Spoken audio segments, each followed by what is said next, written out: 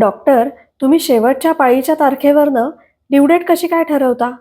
Ovulation तर 15व्या दिवशी होतं. मग पहिले 15 दिवस तर प्रेग्नन्सी नव्हती. मग ड्यू डेट कशी काय शोधून काढता? नमस्कार, मी डॉक्टर तनुश्री देशपांडे, गायनेकोलॉजिस्ट आणि fertility expert, Pune. Pregnancy conceive होत असताना एक्झॅक्टली कधी प्रेग्नन्सी राहिली हे कळणं अशक्य आहे. त्यामुळे जगभरामध्ये तुमच्या शेवटच्या पाळीचा पहिला दिवस हा रेफरन्स डेट धरला जातो आणि त्यामध्ये 9 महिने 7 दिवस ॲड केले जातात. त्यालाच नेग्लिस फॉर्म्युला असं म्हणतात आणि त्यानुसार आपल्याला ड्यू डेट ठरवता येते. नेग्लिस फॉर्म्युला हा अगदी अचूक असतो का आणि सगळ्यांना तो लागू पडतो का? नाही. तुमची पाळी जर नियमित असेल, म्हणजे साधारण 28 ते 30 दिवसांनी पाळी येत असेल, तर नेग्लिस फॉर्म्युला ग्राह्य धरू शकतो.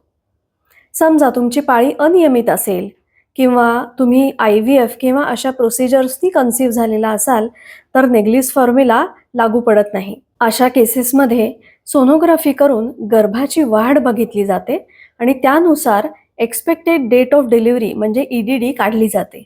कधी कधी नियमित पाळी असेल तरी सुद्धा पहिली सोनोग्राफी जी केली जाते त्यात असं आढळून येतं की बाळाची वाढ थोडीशी कमी आहे. त्यानुसार परत 15 दिवसांनी आपण सोनोग्राफी करायला सांगतो, ज्यामध्ये इंटरव्हल ग्रोथ बघितली जाते.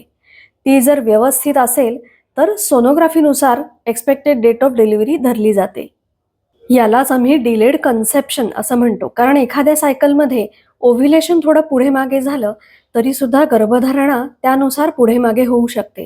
त्यामुळे असा फरक दिसून येतो. कुठल्याही पद्धतीनं काढलेली डिलिव्हरीची तारीख ही एक रेफरन्स डेट आहे असं लक्षात ठेवा. फक्त 4% बायका या तारखेवरती डिलिव्हर होतात. जास्तीत जास्त डिलिव्हरीज ह्या तुमची ड्यू डेट ते 15 दिवस आधीपर्यंत या 15 दिवसांमध्ये डिलिव्हर होतात. तुम्हाला जर ही माहिती आवडली असेल तर व्हिडिओला लाईक करा आणि जास्तीत जास्त लोकांपर्यंत हा व्हिडिओ शेअर करा.